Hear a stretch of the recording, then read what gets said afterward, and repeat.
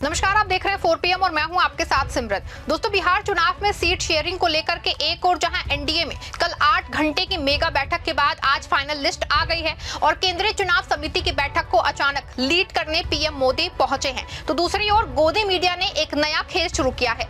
खेल ये है कि अफवाह फैलाई जा रही है कि इंडिया गठबंधन में भी सीट शेयरिंग को लेके सब कुछ जो है ठीक नहीं चल रहा है, और वो सिर्फ इस वजह से कि अचानक तेजस्वी यादव का दिल्ली आना हुआ है और उनके साथ कांग्रेस के सीनियर लीडर अखिलेश सिंह और लालू यादव है। आपको बता दें कि जब से ये फोटो वायरल हुई है तब से कहानियां गढ़ी जा रही हैं कि लेकिन सच्चाई क्या है, क्यों तेजस्वी अचानक दिल्ली पहुंचे और कैसे राहुल गांधी ने बिहार चुनाव से पहले कौन सा बड़ा गेम सेट कर दिया है जिसको लेके इतना हड़कंप मचा हुआ है।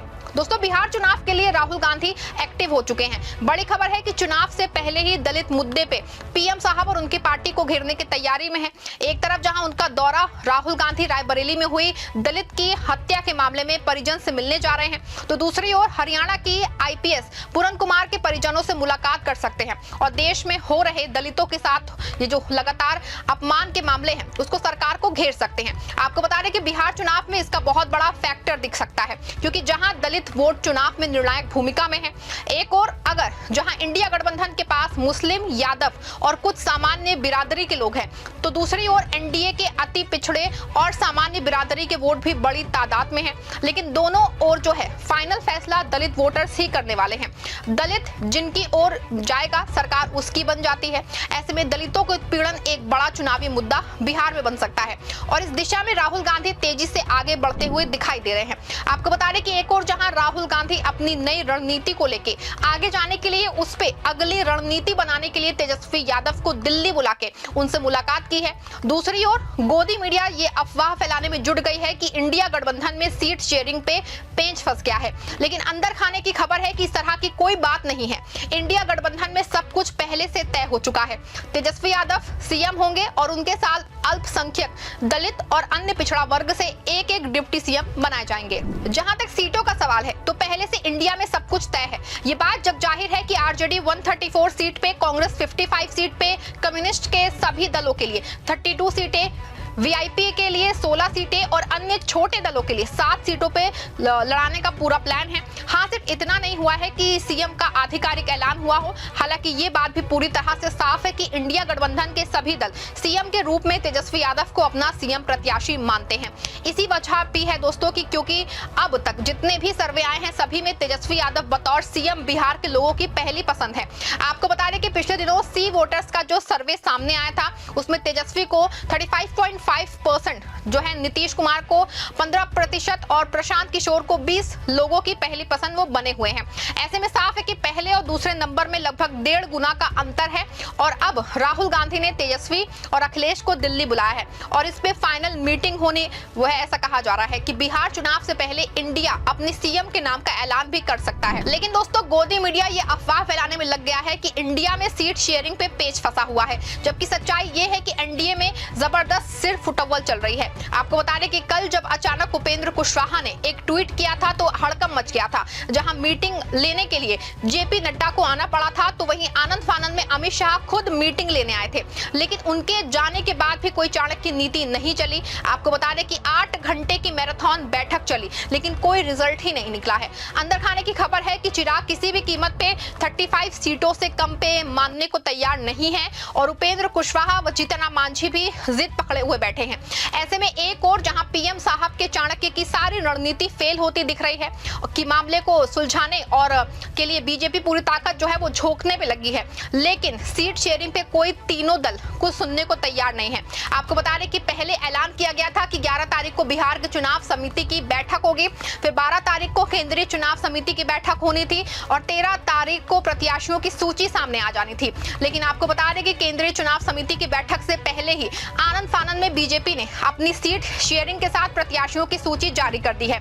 बीजेपी जदयू 101 जो है उसमें लड़ेंगे। चिराग पासवान को 29 मिली हैं, जीतनराम मांझी को 6 और उपेंद्र कुशवाहा को 6 सीटें मिली हैं। खबर है कि चिराग पासवान बहुत हद तक बीजेपी और जदयू को झुकाने में कामयाब रहे हैं, क्योंकि जो फाइनल लिस्ट आई है उसमें चिराग की 4 सीटें बढ़ गई हैं और जदयू जो 105 सीट पे टिकी थी उसकी सीधे 4 सीटें काट के चिराग पासवान की पार्टी को दिया गया है।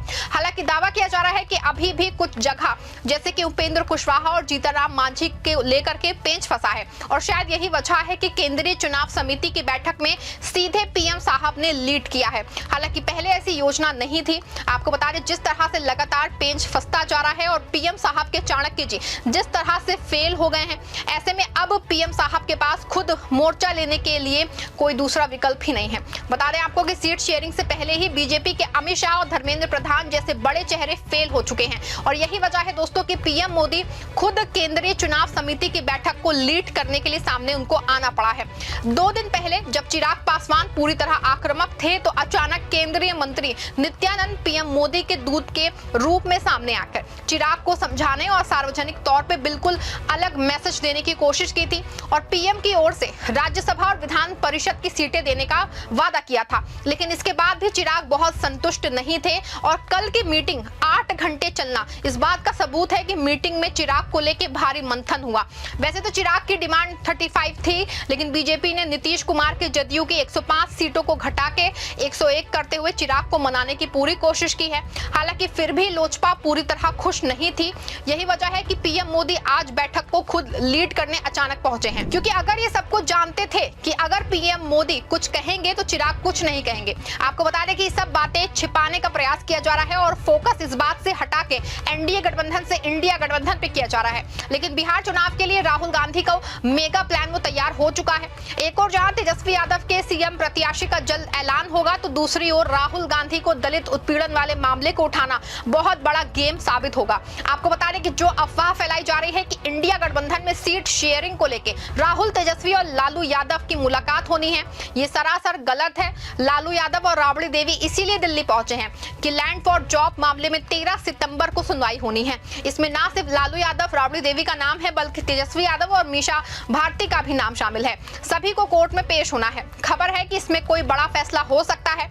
कोर्ट लैंड फॉर जॉब मामले में कोई बड़ा फैसला भी सुना सकती है, जिससे कि बिहार का पूरा चुनाव हिल सकता है। ऐसे में ये बात आईने की तरह साफ है कि लालू यादव और उनके परिवार के दिल्ली आने की वजह दूसरी है। गोदी मीडिया सब गलत अफवाह फैला के गेम करना चाहता है। हालांकि पूरे मामले में इतना जरूर सच है कि कल इंडिया गठबंधन की बैठक होनी है और इसमें ना सिर्फ राहुल गांधी, तेजस्वी यादव, मुकेश सहनी समेत कई वाम दलों के नेता शामिल होंगे। ऐसे में साफ है कि मीटिंग तो होनी है, लेकिन सीट शेयरिंग को लेकर नहीं, बल्कि बिहार चुनाव की आगामी रणनीति को लेकर। जैसा कि आप जानते हैं कि बिहार चुनाव की तारीखें आ चुकी हैं। 6 और 11 नवंबर को वोटिंग होगी और 14 नवंबर को नतीजे आएंगे। 243 सीटों पे जंग है। एक तरफ एनडीए, बीजेपी, जेडीयू, एलजेपी और छोटे साथी तो दूसरी तरफ जो है इंडिया गठबंधन के आरजेडी, कांग्रेस, लेफ्ट पार्टियां और वीआईपी है। लेकिन इन सबके बीच में राहुल गांधी ने दलितों के मुद्दे को लेकर पूरी तरह से अग्रेसिव हैं और इस मुद्दे को बड़े आंदोलन की तैयारी कर रहे हैं। ऐसे में बिहार के 16% दलित फिर से कांग्रेस के पाले में आते हैं तो इंडिया गठबंधन चुनाव स्वीप कर सकता है। और यही वजह है कि गोदी मीडिया तेजस्वी के दिल्ली पहुंचने की घटना को अलग तरीके से पेश कर रहा है। पूरे मामले पे आपका क्या मानना है? क्या राहुल गांधी का दलितों के लिए उठाया गया मुद्दा चुनाव में बड़ा असरकारी साबित होगा? क्या तेजस्वी को इसलिए दिल्ली बुलाया गया है क्योंकि उनकी सीएम पद का प्रत्याशी घोषित किया जाएगा? क्या लैंड फॉर जॉब केस में तेजस्वी को भी सजा हो सकती है? पूरे मामले पे आपकी जो भी राय है कमेंट में जरूर लिखिएगा। इस खबर को लाइक और शेयर भी करिएगा। धन्यवाद।